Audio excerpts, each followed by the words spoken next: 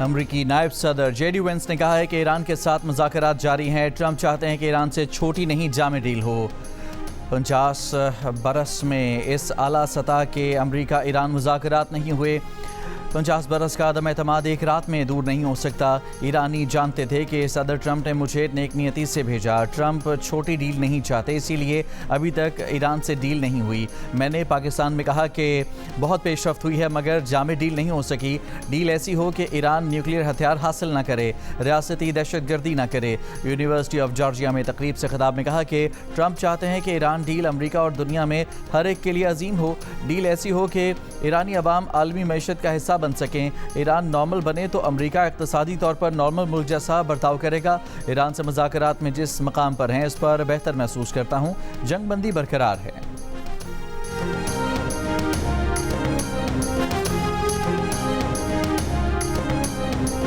امریکی صدر Donald Trump نے اگلے ایران امریکہ مذاکرات پاکستان میں ہونے کا واضح اشارہ دے دیا۔ امریکی اخبار نیو یارک پوسٹ کی اسلام آباد میں موجود رپورٹر کیٹلین ڈورنبوس سے فون پر گفتگو میں ٹرمپ نے کہا کہ آپ لوگوں کو ابھی وہیں رکنا چاہیے کیونکہ اگلے 2 دن میں کچھ ہونے جا رہا ہے۔ امریکہ کا جھکاؤ وہیں جانے کا ہے، وہاں جانے کا امکان بہت زیادہ ہے کیونکہ فیلڈ مارشل بہت شاندار کام کر رہے ہیں۔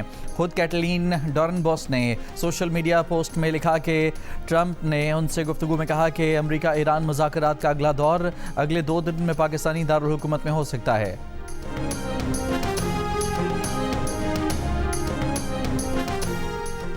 امریکہ ناکہ بندی کے باوجود 24 گھنٹوں میں 20 سے زائد تجارتی جہاز آبنہ ہرمز سے گزر چکے ہیں۔ امریکی جریدے کی رپورٹ۔ اس سے پہلے امریکی سینٹرل کمانڈ نے دعویٰ کیا تھا کہ ہرمز کی بندش کے پہلے 24 گھنٹوں میں 6 بحری جہازوں کو واپس لوٹایا گیا اور ایک بھی ایرانی جہاز ہرمز سے نہیں گزر سکا۔ سینٹ کام کے مطابق آبنہ ہرمز کی بندش کے لیے 10,000 سے زائد سیلرز، مرینز اور ایئر مین ڈیوٹی پر تعینات ہیں اور ہرمز کی بندش ایرانی پورٹ کی طرف آنے جانے والے تمام بحری جہازوں کے لیے ہے۔ ایران کے علاوہ خلیج کی تمام بندرگاہیں بحری جہازوں کے لیے کھلی ہیں۔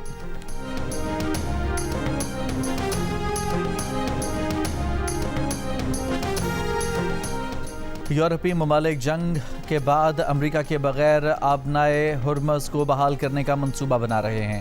امریکی جریدے کی رپورٹ کے مطابق یورپی ممالک کے منصوبے میں بارودی سرنگیں صاف کرنے والے اور دیگر فوجی بحری جہاز بھیجنا بھی شامل ہے۔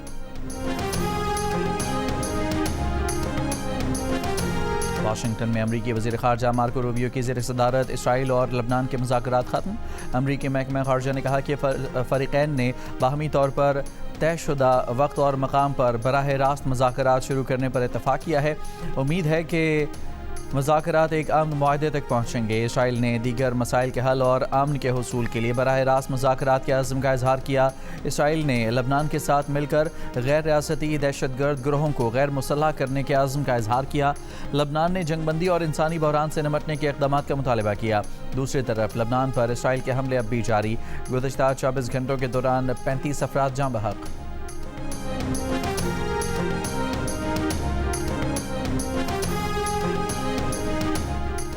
وفاقی وزیر خزانہ محمد اورنگ زیب کی واشنگٹن میں G24 اجلاس میں شرکت۔ عالمی معاشی چیلنجز سے نمٹنے کے لیے مشترکہ اقدامات پر زور۔ کہا کہ مشرق وسطیٰ کشیدگی عالمی معیشت کے لیے بڑا سپلائی جھٹکا ہے۔ توانائی اور مالیاتی نظام پر دباؤ میں اضافہ ہوا۔ عالمی استحکام کے لیے امن اور بحری راستوں کا تحفظ ناگزیر ہے۔ IMF پروگرام میں لچک کی ضرورت ہے۔ وزیر خزانہ محمد اورنگ زیب کی US پاکستان بزنس کونسل کے اجلاس میں بھی شرکت۔ امریکی کمپنیوں کے نمائندوں سے ملاقات۔ وزیر خزانہ نے ٹیکس نیٹ کو وسعت دینے کی کوششوں پر زور دیا۔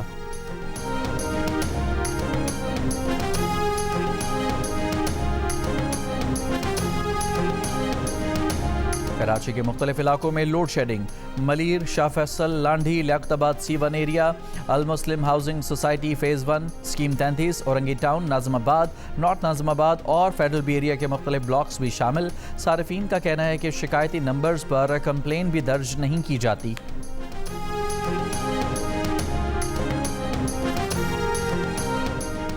وزیر اعلیٰ خیبر پختونخوا نے سول سرونٹس رولز کی منظوری دے دی۔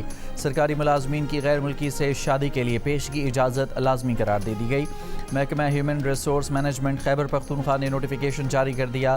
بغیر اجازت غیر ملکی سے شادی کرنے پر سرکاری ملازمین کے خلاف محکمانہ کارروائی ہوگی۔ رولز کی خلاف ورزی کو مس کنڈکٹ تصور کیا جائے گا۔ غیر ملکی شریک حیات کی سیکیورٹی کلیئرنس لازمی قرار ہوگی۔ سفارتی تعلقات اور سیکیورٹی پہلوؤں کو بھی مد نظر رکھا جائے گا۔ پہلے سے غیر ملکیوں سے شادی کرنے والوں کے کیسز بھی دوبارہ دیکھے جائیں گے۔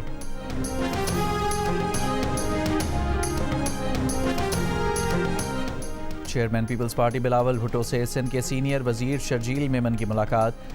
سینئر وزیر نے کراچی میں پنک سکوٹی کی کامیاب تقسیم کی مہم سے آگاہ کیا۔ بلاول بھٹو نے کہا کہ سندھ بھر میں خواتین میں پنک سکوٹیز کی تقسیم کا سلسلہ مرحلہ وار شروع کیا جائے۔ بلاول بھٹو سے رکن قومی اسمبلی آغا رفیع اللہ اور آغا شاہ پسند کی بھی ملاقاتیں۔ ملیر کے عوام کے مسائل اور ان کے حل سے متعلق اقدامات پر بریفنگ۔ بلاول بھٹو سے رکن سندھ اسمبلی علی نواز مہر نے بھی ملاقات کی۔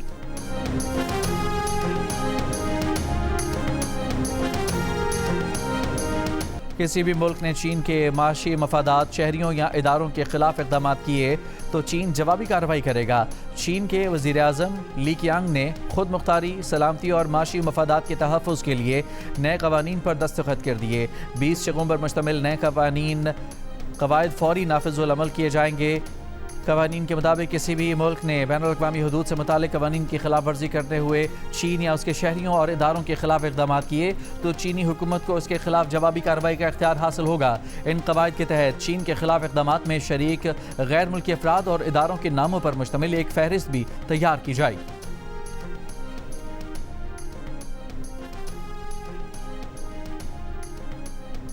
روس کے وزیر خارجہ سرگئی لاوروف 2 روزہ سرکاری دورے پر چین پہنچ گئے۔ روسی وزارت خارجہ کے مطابق لاوروف چینی ہم منصب سے ملاقات کریں گے، جس میں 2 طرفہ تعاون، روابط کے فروغ اور عالمی امور پر مشاورت، مشترکہ حکمت عملی سے متعلق تبادلہ خیال کیا جائے گا۔ اس سے پہلے روسی وزیر خارجہ اور اماراتی وزیر خارجہ کے درمیان ٹیلی فونک رابطہ ہوا، جس میں خلیج کی صورتحال اور امریکہ ایران مذاکرات پر تبادلہ خیال کیا گیا۔ ایران پر حملے سے پیدا بحران کے حل کے لیے سفارتی کوششیں جاری رکھنے پر اتفاق کیا گیا۔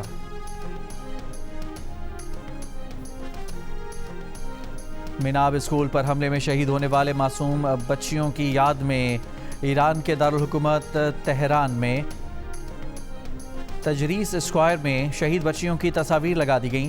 تصاویر لگا کر متاثرہ خاندانوں سے اظہار یکجہتی کیا گیا۔ میناب میں بچیوں کے اسکول پر امریکی حملے میں بچیوں سمیت 160 سے زائد افراد شہید ہوئے تھے۔ پاکستان، سعودی عرب، ترکی اور مصر کے سینئر حکام کا اسلام آباد میں پہلا مشترکہ اجلاس۔ ترجمان دفتر خارجہ کے مطابق 4 ملکی فریم ورک کے قیام کے لیے مشاورت اور علاقائی استحکام پر اتفاق کیا گیا۔ نائب وزیر اعظم اور وزیر خارجہ اسحاق ڈار نے ترکی، مصر اور سعودی عرب کے اعلیٰ حکام سے ملاقات کی۔ اسحاق ڈار نے برادر ممالک کے ساتھ قریبی تعلقات اور ہم آہنگ موقف کو سراہا۔ ملاقات میں خطے اور عالمی امور پر مشترکہ حکمت عملی کی ضرورت پر زور دیا گیا۔ اسحاق ڈار نے امن، خوشحالی اور معاشی ترقی کے لیے 4 ملکی تعاون کی تجویز دے دی۔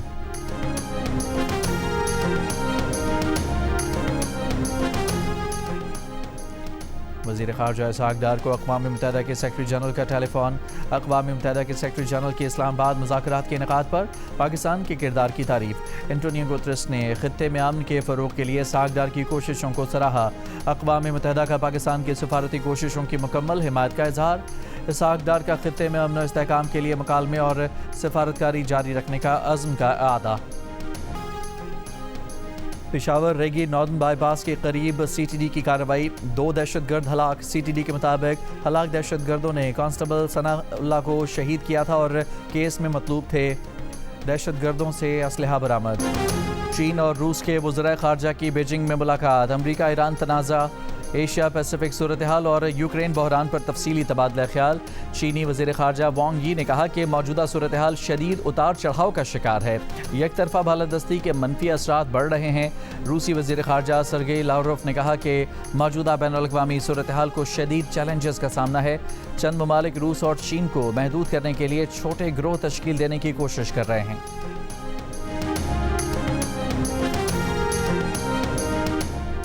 اور chairman P C B Mohsin Naqvi کی جانب سے کراچی میں پی ایس ایل ٹیموں کے لیے شائقہ۔